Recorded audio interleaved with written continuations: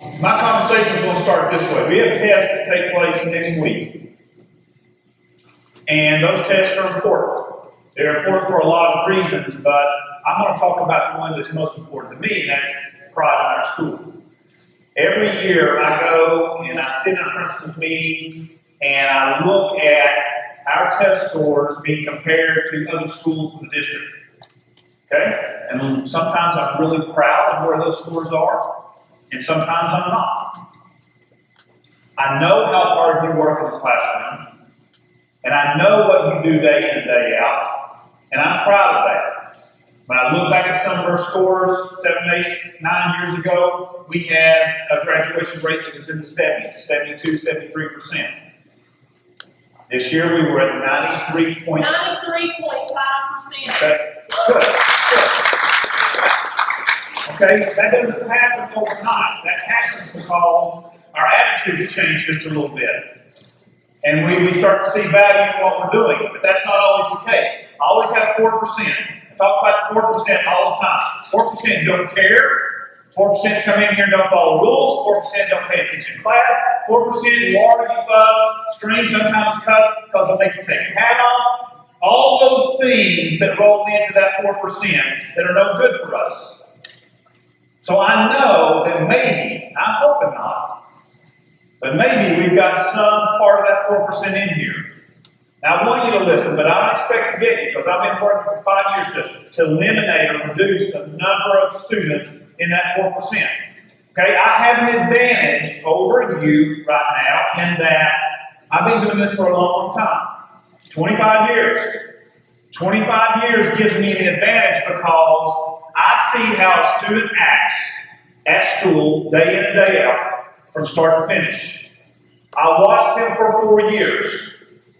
And in that 4 years, I'm able to help them get across the stage.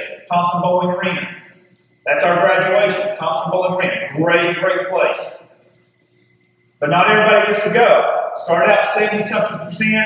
Last year, most everybody got to go to graduation. A lot of them fussing, a lot of them crying, a lot of them upset because they didn't get to go. Then pass, they take care of business. But I saw that coming. I saw that coming when they were freshmen. When we had pushback on everything. Couldn't do anything without being some sort of pushback. Didn't have the attitude right, didn't do the things they needed to do to take care of business. All right, so the advantage again that I have over a 25-year period is I see students who do these things. I watched them for 4 years, and then I've been able to watch them go through life, have families of their own, have kids, and those kids come to school. Okay? That's a unique perspective to have, to watch students grow up in school, then go out and get married, have families, have their own kids, and then come back to school. It makes me feel old. But the perspective that I have is I watch what they get here, and I get to see how they turn out in life over here. That 4% rarely results in anything good. Most of the time it's one of two areas. They're in jail or they're in the ground. One of those two. I've had a lot of students that I taught class or ones that I had through administration who are in prison right now or they're gone. All right? And I don't. It's hard for me to push that off to you because you're young. You don't understand that stuff. Okay? It's tough when I pick up a newspaper and read the obituaries, see what happens to some of the kids that I love. But they make bad choices in life, they didn't turn out right. Okay? So I'm not going to come in here and pretend that I know everything about you. I don't know all of your names. I'm learning every day, trying to learn more names, get to know you a little bit better. Some of you are new. Some of you just came to us. We've got a couple of guys just came to us recently. Okay? But I don't know your story. I don't know who you have at home pushing you to do better. When I was at home, when I made a mistake, I had somebody right there make sure I took care of business. If I didn't study, something happened at home. I always had a mom and dad in my business all the time. I didn't like it. I didn't like them for a long time. I respect them now. Had my own kids. Raised them. I was in their business all the time. They didn't like me. A lot of times. They love me now because they're successful. Okay, and you're moving on. But I don't know what home looks like. I don't know who's motivating. I don't know what your day looks like when you leave school. I don't know what it looks like when you get up in the morning and you come here. If it's a bad morning already, I don't know that. But I told you earlier in the year, you have people here who care about you. If you have nothing at home, you have something here. But you got to work it the right way. You got to treat us the right way. You give respect, you get respect. And we try to do that. Okay? So we've been through that part. Let's go to the next part. Getting ready to take a test. What does that mean? I talked about these tests. I looked at other scores. You know, we've been this close to becoming a reward school 2 years in a row. This close. Monday, when you sit down in front of that laptop, you're on your own. Okay? Can't teach anymore at that point. I can't give any more rah-rah speeches. Teachers can't go over and do anything for you. It's up to you. Your personal decision. What are you going to do? So, I'll tell you what our situation looks like. Okay, when you take a test, that test has to be scored. It goes off, Nashville or somewhere, they score it, it comes back. We convert that, put it in a grade book, we give you a grade. Okay? When it's A, B, C, or D answers, that's easy to do. They score it quick, you get in, get it back. We convert it. We've got a new test this year, don't we? How many of you had to do a lot more writing this year? Practicing that. Yeah, that's tough. We don't always like to do that, do we? It's okay to say that. It's okay. We don't always like to read long passages. Sometimes we wear out. We try to create a schedule for you to make it easier so you're not testing from the time you walk in on Monday to the time you go home. We're doing 2 hours. Everybody can focus for 2 hours. Then we go about our normal day. Okay? Ms. Smith did a wonderful job. Some of our teachers did a great job in input, great schedule, so you get some breaks in there, so you can be successful. All right, so what's next?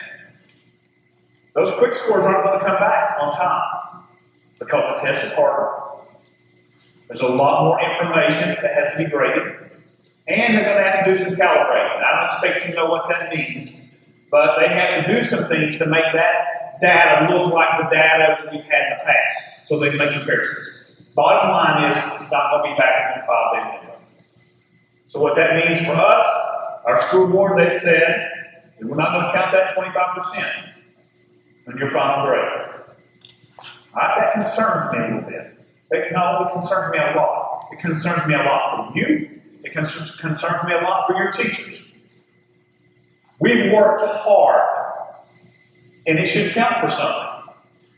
But too often, students would look at this and go, all right, it doesn't count, I'm not going to try. Now, what does that say for me? What does it say for your teachers? What does it say for you? If all of us just decide that we're going to quit, we're not going to go in there and try on that thing, it's not going to count towards my final grade. What happens when I go to that next principal's meeting and they throw South Bull up there on the board? And then you have Bearden, Hardin Valley, and Farragut. Those students walk into there and they try. They put forth the effort. They revealed their greatness. What if we go in there and just lay eggs and do nothing? What does that look like for us? Don't we have a tough enough reputation as it is? Trying to rise above that? People look down their nose at us sometimes, right? Do you get tired of that? I get tired of it. I want to be number one. We have passed some other schools and things. We've passed Gibbs at times, and Powell, and Carter, and schools like that. I want Bearden, I want Hardin Valley, and I want Farragut. I want to beat those schools. They are not smarter than us. But I'm afraid that they're going to work harder than us on this next test. I'm asking you to find some personal pride. It's going to come down here. How are you going to approach it? Pride, incentives, accountability. What's it going to take? What do we have to do? It's not enough for me to stand up here. I can stand up here all day long and talk. But when you walk in that room, you're by yourself. You don't have me anymore. You don't have your teachers anymore. It's down to you. What are you going to do? All that I ask is you do your very best, whatever that is. Are you going to know every answer on that test? No. But if you go in there and decide that you just don't want to do anything, you make you look bad, you make your teacher look bad, you make your school look bad. Okay? That's not us. We're fighting hard to rise above our reputation. Okay? We're going to clean that up. We clean that up one student at a time. Each one of you. I don't care what your past has been. I don't care if it's trouble that you've been in so far. Clean it up and get it together by Monday. Start fresh. You've got a clean slate. Start fresh. Go in and do what's right. Right? We want to reward that. Don't want to do anything for nothing, okay? But I've got a short window here. I've got to figure out something that we're going to do that makes it right for you. Our teachers have talked about this. What are we going to do? Well, one, I want you to make a pledge. There's 4 things I'm going to ask you to do down here. Number 1 is you sign this pledge. Monday, Tuesday, whatever day you have your test, you're going to sit down and there's going to be a pledge in front of you for every single class. That pledge says, I, whoever you are, am committed to giving my very best. I will stay focused during the exam, and I promise my score will truly reflect what I understand and know from what I've learned. I take pride in my personal contributions to my school. I choose to reveal my greatness today. When you sign that, your proctor's going to give you a check right here. Make a commitment.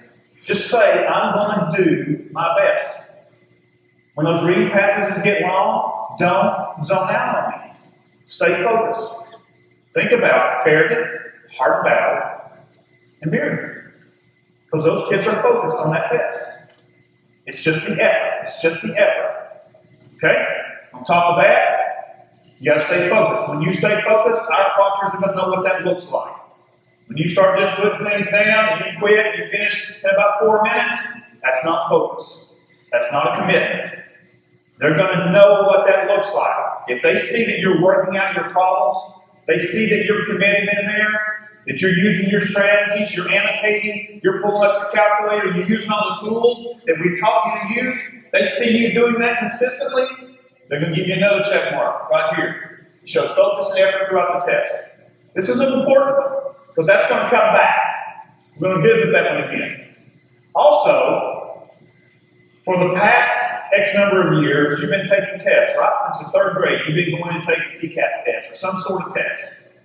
Every year you take those tests, it goes to the state scores you, you get something that goes home to your mom and dad. That historical trend of what you've done statistically yields a score. It tells us, there's a predicted score in there. It tells us, based on what you've done for the X number of years, here's where you're probably going to score. That's what it says. Based on your past performance, here's where you're probably going to be. And it shows that trend. I want you to beat that score. Now, I'm not asking for a lot there. Is whatever it says that you're supposed to do, do it. Your teachers know what that number is. Okay? They could probably tell you how many questions you need to get right. But let's just think this way. If you just do the best that you can do, you'll beat the score. I promise you. Just go in and focus on that, and you will beat that score. Beat that score, get a check mark right here. And at the same time, do your very best. I promise you, that score will be higher. That quick score will be higher than the average you have in your class. That's a tough one there. Because this is a cumulative test. It's covering the whole semester. But if that score is higher than what you have in your final average in class, give another check mark. So what happens? Okay? We're going to use this as a ticket. I put these as mid one, I got all this stuff up there. That sheet, you don't do anything to this. Your proctor will do that. All you're doing is this. You make these happen. So, the final exam. Everybody in here will have a final exam at the end of the semester.